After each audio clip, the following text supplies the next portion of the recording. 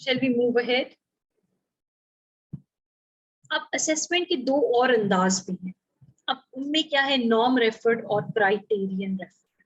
अब ये होते क्या है, आपको पता है कि हम क्या कहते हैं जी, फर्स्ट सेकंड थर्ड बच्चे आते हैं। अच्छा जी, अगर 4 सेक्शन है, ध्यान से सुनिएगा, 4 सेक्शन में first second third, section A में भी होगा, सेक्शन बी में भी, सी में भी, डी में, चारों में first second third, first second third, first second third, first second.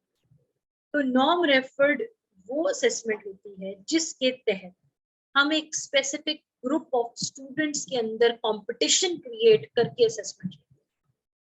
जैसे सेक्शन ए में मैंने कंपटीशन क्रिएट किया और मैंने एक असेसमेंट किया, सेक्शन बी में किया और बोली सेक्शन ए के फर्स्ट सेकंड थर्ड और हैं, बी के और हैं, सी के और हैं, डी के और हैं, क्योंकि उन सबका अपने पीयर्स के साथ competition.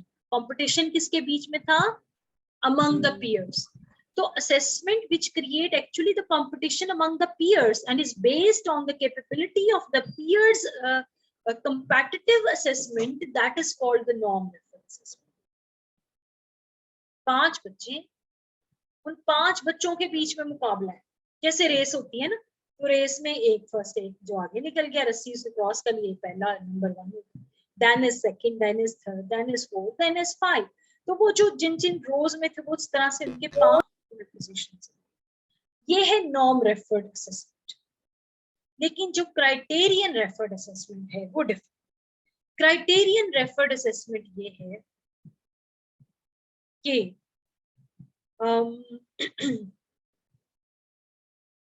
Let's say 9th class में एडमिशन के लिए एक क्राइटेरिया सेट है, 80% मार्क्स आपके जनरल साइंस में आएंगे 8th में, तो आप 9th में आप साइंस ले सकते। अगर आपके 80% मार्क्स या 75% मार्क्स बच्चे के नहीं आते, जो भी आप रख लें, आपने एक क्राइटेरिया रखा। अब हो भी सकता है कि 9th का कोई ऐसा सेक्शन हो जिसमें बच्चा फर्स्ट आए और उसके मार्क्स 72% हो साइंस में, जनरल साइंस में। पॉसिबल है ना? Am I right? बच्चों में तो वो फर्स्ट है, लेकिन क्राइटेरिया के लिहाज से वो फर्स्ट नहीं है। क्राइटेरिया क्या हमने दिया कि भाई वो 8वीं जमात में जनरल साइंस में 80% मार्क्स लेगा तो क्लास 9th में वो साइंस रखने के काबिल। अब वो अपने सेक्शन में फर्स्ट आ गया, लेकिन उसके जनरल साइंस में 72% मार्क्स, तो नॉर्म रेफर्ड के मुताबिक तो उसकी असेसमेंट टॉप पे रही, वो उसमें टॉप पे है। लेकिन क्राइटेरिया जो हमने बनाया था क्राइटेरियन रेफर्ड असेसमेंट के मुताबिक, वो पीछे चला गया। Am I right? तो क्राइटेरियन रेफर्ड असेसमेंट एक खास क्राइटेरिया को बताती है। आइल्स का टेस्ट होता है, अब उसमें कोई बहावलपुर से जाए, कोई सवाबी से जाए, लाहौर, कराची, इस्लामाबाद से जाए, चीचों की मलिया से जाए, जहां मर्जी से जाके टेस्ट दे, उसने अपना बैंड स्कोर 7 लेना है तो वो यूके जा सकता है। अब वो 7 क्या है? क्राइटेरियन रेफर्ड असेसमेंट है आइल्स। अब जब तक वो क्राइटेरिया मीट नहीं करेगा वो नहीं जाएगा। हो सकता है सवाबी का जो है वो वहां पे 10 लोग हो, 10 टेस्ट में अपियर हो, किसी का 4 बैंड हो, किसी का 5 हो, किसी का 6 हो, किसी का जो टॉप पे उसका 6.5 हो, वहां पे सवाबी में वो टॉप पे है, लेकिन क्राइटेरिया के मुताबिक वो टॉप पे नहीं है। क्राइटेरिया तो बेसिक लेवल स्टार्ट ही 7 से हो रहा है।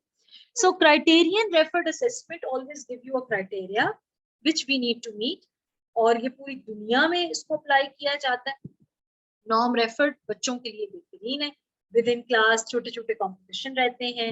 हम कहते हैं नर्सरी ए का स्टूडेंट 3 फर्स्ट आ गए, नर्सरी बी में 5 स्टूडेंट फर्स्ट आ गए, ज्यादा अपॉर्चुनिटी मिलती है बच्चों को आगे आने की। तो प्राइमरी तक नॉर्म रेफर्ड बड़ा खूबसूरत है, इवन सेकेंडरी में भी। लेकिन क्राइटेरियन रेफर्ड अगर आप देखो तो जीआरई टेस्ट है, मेडिकल टेस्ट है, एंट्री टेस्ट है, आईएलटीएस के टेस्ट हैं, या मैट्रिक के इवन एंट्री है। तो ये सारी चीजों के लिए क्राइटेरियन रेफर्ड असेसमेंट जो है वो अपनाई जाती है। तो ये दोनों का जो फर्क है वो विद इन ग्रुप और पीयर्स के बीच में कंपैरेटिव असेसमेंट है, और क्राइटेरियन एक खास क्राइटेरिया दिया जाता है जिसको मीट हर बंदा करे, वो क्राइटेरियन रेफर्ड असेसमेंट। अब ये दो स्टाइल्स ऑफ असेसमेंट क्लियर है जी? Yes, no, maybe? अगर यस है तो थम्स अप करें। थम्स अप करना आता है ना? रिएक्शंस में जाएं। रिएक्शंस कहाँ होते हैं?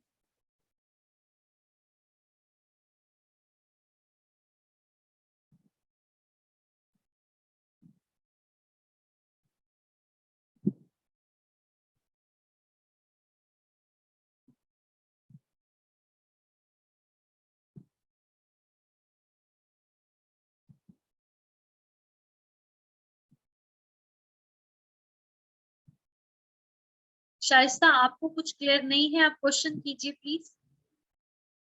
Miss Shaista, please give me your question quickly. Thank you for the thumbs up. जो लोग थम्स अप दे रहे हैं, गॉट इट, क्या आपको क्लियर है? और जिनको नहीं clear, doesn't matter, I am there to tell you. Miss Shaista, आपको क्या कंफ्यूजन आ रही है? Please ask the question. Okay, alright, meeting left हो गई थी, चलिए अभी आप हमारे साथ हैं, ठीक है, राइट। अच्छा, मैं दोबारा बता दूं, देखें जी। अच्छा, कौन बताएगा दोबारा? चलिए स्टूडेंट किसी से पूछे, हम अब क्लास में हैं तो who will tell me what is norm referred and who will tell me what is criterion referred? Difference थोड़ा बता दें, कौन बताएगा जी? जी, कैन आई? श्योर हो प्लीज जी। आई थिंक नॉर्म जो रेफर्ड है असेसमेंट, उसमें नॉर्मली जैसे 8-10 स्टूडेंट्स हैं, तो आपने मिसाल दी जैसे उनके आपस में मुकाबला होता है बिल्कुल। और उनके आपस में जो है असेसमेंट है जैसे क्लासरूम में होती है। और क्राइटेरियन है कि आपके पास एक क्राइटेरिया है कि ये 80% या 70% आपके पास एक टारगेट है, मिनिमम इतनी रिक्वायरमेंट्स जो हैं वो होनी चाहिए। तो बच्चे जो है उसको अटेम्प्ट करते हैं, तो इस तरह करके जैसे हमारे पासिंग मार्क्स हैं पाकिस्तान में 40%, 33%, या किसी जो है अदारों में 60% होते हैं। तो वो एक क्राइटेरिया सेट होता है, उसके अकॉर्डिंग बच्चों ने वो अटेम्प्ट करना होता है। गुड, जबरदस्त। सो एक तो ये हो गया। अच्छा, एक बड़ी इंटरेस्टिंग बात मेरे जहन में आई। प्रीवियसली मैं प्ले ग्रुप के पेपर्स देखी, तो मैंने उनको ना कहा कि इवन प्ले ग्रुप में रूब्रिक्स डिजाइन करो। तो टीचर्स वर लाइक, हाँ पीजी के लिए आप कह रही हैं, कैसे होगा? अब उसमें था रीडिंग, ठीक है। अब रीडिंग के जो मार्क्स हैं उसमें दो तरह से हैं रीडिंग के मार्क्स के भी। नेटिव की एक होती है रिकग्निशन आपकी, एक होती है साउंड की रिकग्निशन, एक होती है vocabulary. Even nursery and in playgroup, how we can have like different kind of rubrics designed for these. Like यहाँ पे लेटर की रिकग्निशन है, साउंड की रिकग्निशन, रीडिंग है, लेट्स से 3 मार्क्स, तो हमने 1 मार्क इसको दे दिया, 1 मार्क इसको दे दिया, 1। तो इस तरह से बेसिकली आप, एक इंटरेस्टिंग बात मैं आपको ये बता रही हूँ, ये है तो नॉर्म रेफर्ड हो रहा ना। प्ले ग्रुप नर्सरी में तो हम नॉर्म रेफर असेसमेंट ही करते हैं ना, फर्स्ट सेकंड थर्ड बच्चे आते हैं। लेकिन जो असेसमेंट हुई उसके अंदर क्राइटेरिया सेट कर दिया जो सबके लिए। अगर कोई लेटर रिकग्निशन ठीक करेगा तो उसको 1 नंबर, साउंड रिकग्निशन सही होगी तो 1 नंबर, वोकैबुलरी बेहतर है तो 1 नंबर। तो वो जो 3 नंबर की रीडिंग थी बच्चों की, वो किस तरह से रूब्रिक डिजाइन के तहत क्राइटेरियन रेफर होगी, ये आगे चल के आपको जरा जल्दी समझ आएगी। इस मिसाल पे मैं दोबारा आऊंगी, I will tell you again, ठीक है? कि अब ये क्राइटेरिया प्ले ग्रुप के अंदर बन गया कि लेटर की रिकग्निशन भी करें, साउंड की भी बच्चा करे। ये हम ये चेक करते हैं ना, लेट से लेटर एल है और उसकी साउंड एल है, तो वो दोनों चीजें उसको आती हैं, और फिर उससे उसको लैम्प भी पता है, उसको लाइट भी पता है, उसको जो भी एल से वोकैबुलरी वर्ड है। तो ये सारा जो है ये रीडिंग का हिस्सा है। तो हमने एक एक नंबर दिया, 3 मार्क्स के लिए हमने क्राइटेरिया बना। क्राइटेरिया जो है वो हम डिजाइन कर सकते हैं असेसमेंट के अंदर, इवन नॉर्मल। ये बड़ी इंटरेस्टिंग बात है जो हम कर सकते हैं, ठीक है। लेकिन मेजर केसेस में हमें क्राइटेरियन रेफर, जो मेजर असेसमेंट्स है वो हमें मैट्रिक ऑनवर्ड्स जो है वो हमें हायर क्लासेस में नजर। अच्छा, अब टाइप्स ऑफ असेसमेंट बेसिक बार बार कही जाती है, फॉर्मेटिव और समेटिव है। अगर आपके स्कूल में 2 टर्म्स होती हैं, एक मिड टर्म होती है और एक फाइनल टर्म होती है, ठीक? अगर ऐसा है तो जो मिड टर्म है वो आपकी फॉर्मेटिव असेसमेंट है, जो फाइनल टर्म है वो आपकी समेटिव असेसमेंट। जो आपके मिड टर्म के पेपर हैं वो सारे के सारे फॉर्मेटिव असेसमेंट है, और जो आपके फाइनल या फाइनल एग्जामिनेशंस हैं, पेपर हैं, वो सारे आपके समेटिव असेसमेंट। इसी तरह से अगर हम बात करें, तो अगर हम और चीजें डिस्कस करना चाहें, तो फॉर्मेटिव असेसमेंट में अगर मैं एक लेसन पढ़ाना है, लेट्स से नाउन सिखाना है, तो जो मैं सवाल करूंगी थ्रू आउट क्लास, अब मैं आई हूँ मैं नाउन सिखाने, तो जो मैं क्वेश्चंस करूंगी वो भी क्या है,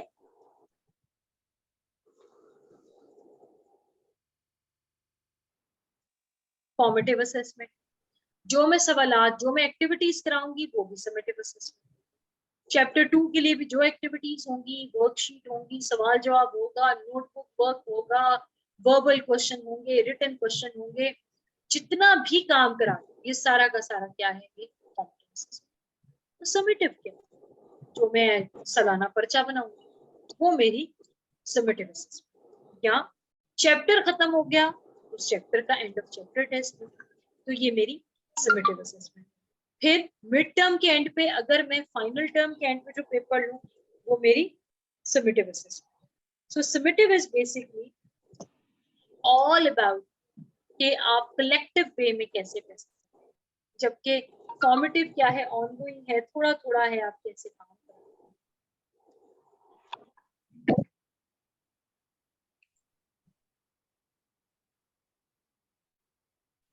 अब इन दोनों की गोल्स भी हैं सेट, सॉरी, ऑलराइट, सो इनकी कुछ गोल सेट है। वो गोल्स क्या है, फॉर्मेटिव असेसमेंट की गोल ये है कि वो स्टूडेंट को मॉनिटर करे उसकी लर्निंग, ताकि साथ साथ ऑनगोइंग फीडबैक हो सके।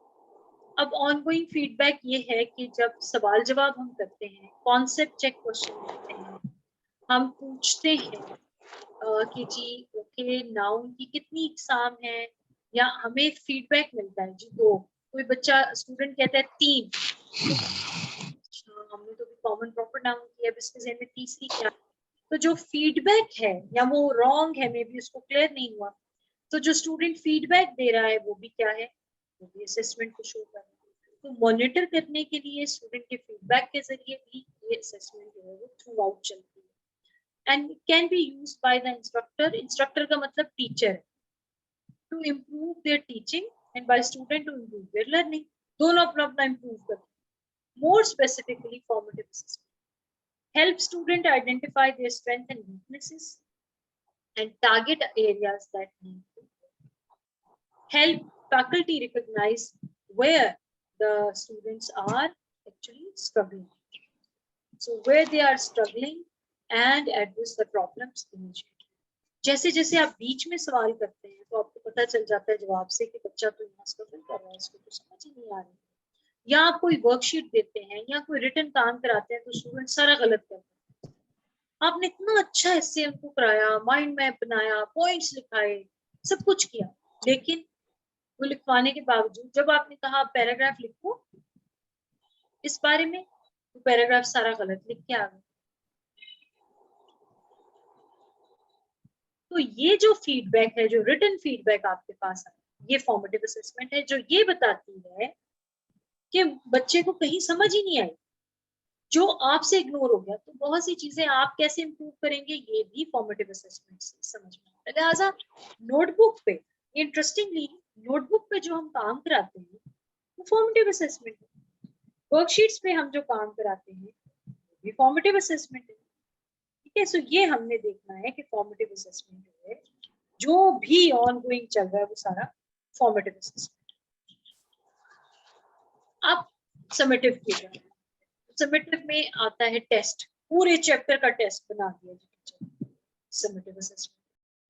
क्वेश्चन पेपर आया है, छुट्टियों से पहले पेपर आप लें तो हम कहते हैं जी प्री वेकेशन एग्जाम्स, जो आप ज्यादातर अप्रैल में ले लेते हैं, कुछ स्कूलों में लेते हैं।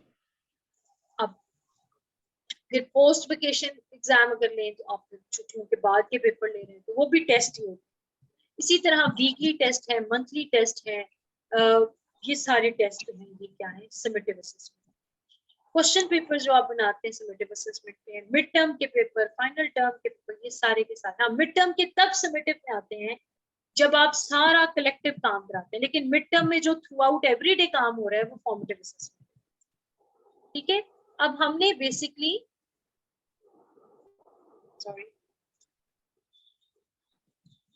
अब असाइनमेंट्स आप दे सकते हैं, समेटिव असेसमेंट है। जैसे आपने जू की सैर करा ली, उसके बाद उनको कहा अब समराइज करें ना इसको, अपनी रुदाद लिखें या कहानी, वो चिड़ियाघर की सैर में क्या नई बातें सीखी, ये लिखें, तो ये समेटिव असेसमेंट। ये आपने असाइनमेंट दी है। इसी तरह आप रिसर्च के लिए असाइनमेंट देते हैं, क्या आप कहते हैं कि कहीं पे विजिट करें, वहां पे ये देख के आए, साइन बोर्ड कल 10 देख के आए, उनके बारे में लिखें, ये सारी की सारी समेटिव असेसमेंट। फिर फाइनल ईयर प्रोजेक्ट स्कूलों में दिए जाते हैं। कुछ साल में 2 प्रोजेक्ट कराते हैं, कुछ साल में एक ही प्रोजेक्ट कराते हैं, टाइम कम होता है, एकेडमिक्स का काम ज्यादा है। कुछ स्कूल ऐसे होते हैं जो बेचारे प्रोजेक्ट करा ही नहीं पाते।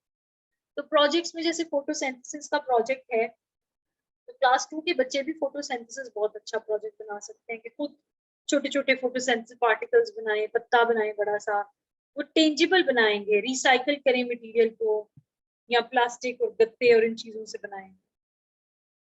तो डिफरेंट प्रोजेक्ट्स हैं, जैसे हमने पिछले दिनों एक किया था पंजाब गवर्नमेंट के साथ, जनरल नॉलेज पे काम हो रहा था, तो I was the lead trainer. तो रोबोटिक हैंड पब्लिक स्कूल्स में कैसे कराएं, तो हमने कार्डबोर्ड से ना रोबोटिक हैंड बनाया, उसकी वीडियो भी पड़ी है मेरी कायद आजम अकेडमी, कायद पंजाब में ना, वो मैं आपको भेज दूंगी, व्हाट्सएप भी करूंगी। तो आप देखिएगा कि उसमें मैं कैसे बता रही हूँ कि स्टेम एजुकेशन क्या होती है, और स्टेम में असेसमेंट कैसे होती है, और ये जो है रोबोटिक हैंड एक बनाया। तो ये एक प्रोजेक्ट है, ये प्रोजेक्ट बेस्ड लर्निंग है, जिसमें बच्चे जो है वो कार्डबोर्ड से और छोटे छोटे स्ट्रॉज से और धागे की मदद से जो है वो बेसिकली क्या बनाएंगे, रोबोटिक हैंड बनाएंगे। This is final year project.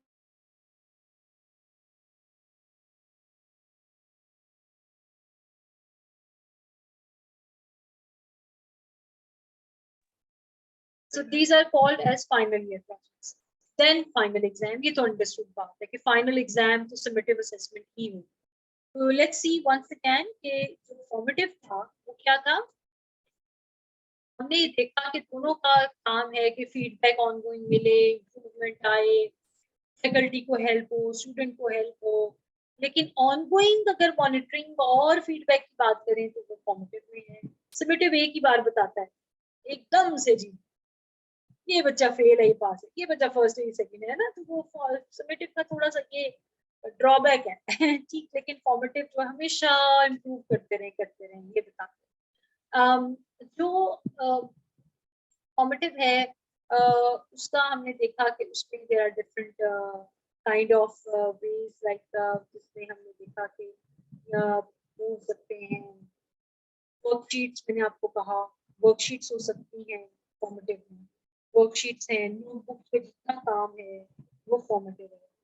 इसके अलावा फॉर्मेटिव में जो आप वर्बल सवाल जवाब करते हैं वो फॉर्मेटिव है, रिटन क्वेश्चन आंसर फॉर्मेटिव है, किताब के ऊपर मश्की सवाल फॉर्मेटिव है, छोटे छोटे आप क्विज लेते हैं क्लास के अंदर, कंपटीशन कराते हैं, स्पेलाथॉन कराते हैं, कैंगरू टेस्ट कराते हैं क्लास के अंदर ही, वो फॉर्मेटिव है। ठीक है, जबकि समेटिव क्या है कि सालाना पेपर समेटिव है, फाइनल ईयर के प्रोजेक्ट समेटिव है, असाइनमेंट्स बड़ी बड़ी समेटिव है, test end of year, end of chapter या मिड टर्म के और फाइनल के जो बड़े बड़े पर्चे जात होते हैं वो सारे summative assessment. So I hope यहाँ तक क्लियर है। आप जल्दी से, मैं आपको 5 मिनट दे रही हूँ, 5 मिनट में आपने मुझे 2 समेटिव और 2 फॉर्मेटिव टेक्निक बतानी है जो आप यूज करते हैं class. 2 formative 2 summative technique.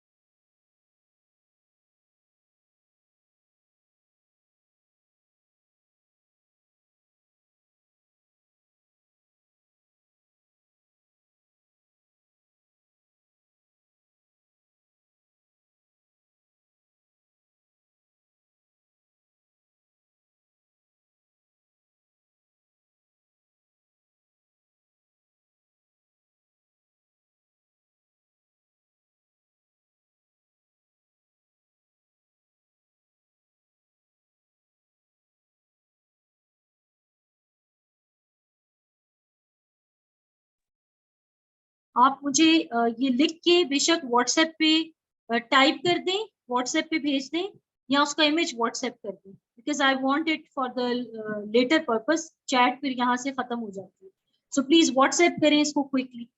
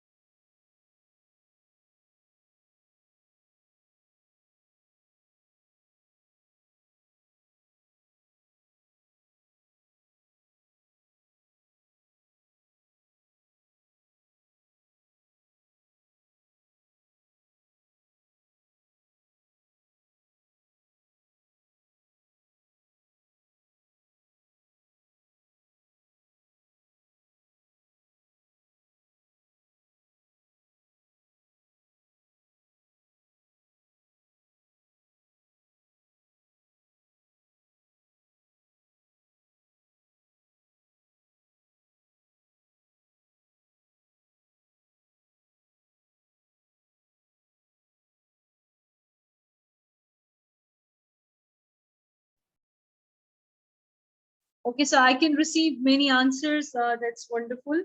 Formative assessment, worksheet based assessment, random quiz, good. Summative assessment, grand test है, presentation after winding up units, good. ये अच्छा लिखा है इन्होंने जी. उसके बाद है जी अनम ने लिखा है वर्कशीट्स वीकली टेस्ट जो है वो फॉर्मेटिव असेसमेंट में आते हैं. अच्छा अनम आप कंफ्यूज हो गए. आपने ये बताना है जो वीकली टेस्ट है ना ये समेटिव असेसमेंट है, इसको करेक्ट करें अब आप. ठीक है, वीकली टेस्ट जो है वो समेटिव हो जाएंगे, एक्टिविटीज जो है ये फॉर्मेटिव होंगी.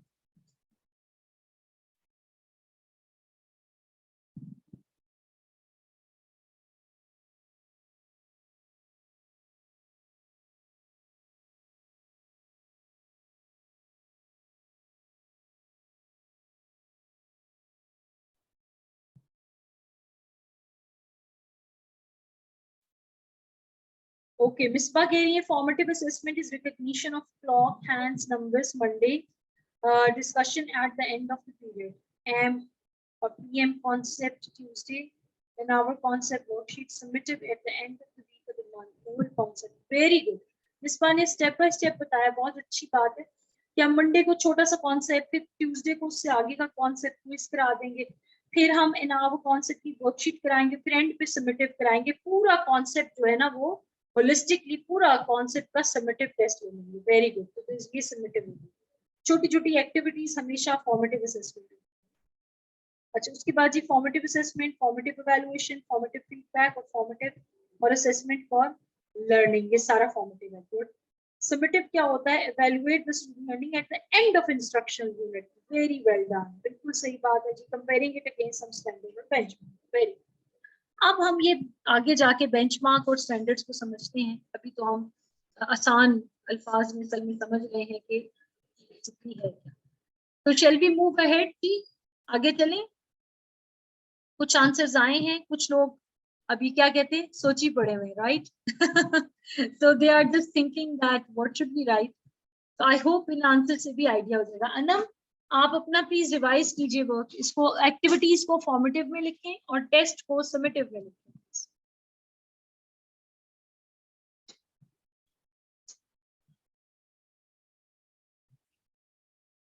Alright, so moving ahead now, अब हम फिर अभी फॉर्मेटिव समेटिव पे ही हैं, तो इसको हम समझेंगे कि ये how to go about it.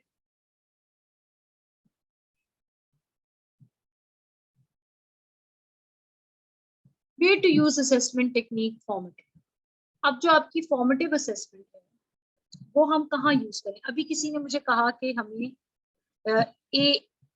AFL, AOL और ALL की प्रॉब्लम आ रही है, तो वो भी मैं आपको बता दूं. तो ये हम थोड़ा सा समझना पड़ेगा हमें इसको, ये एक्चुअली है क्या. AFL is basically assessment for learning.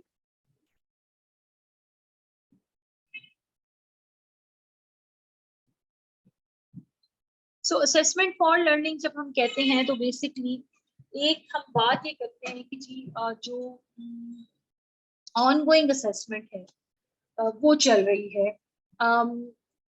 Assessment देखिए, एक पहले आप ना 3 सादे जुमले मेरे समझ. पहली चीज तो ये है कि जी असेसमेंट जो है वो क्या है कि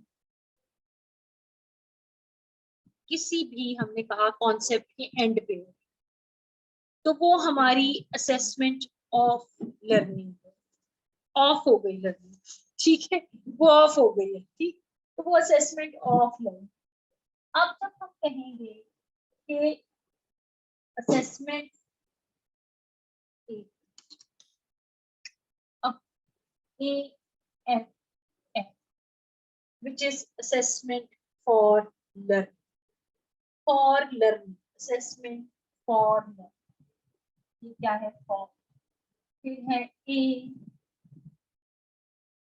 और O, क्या assessment of. और फिर क्या है? A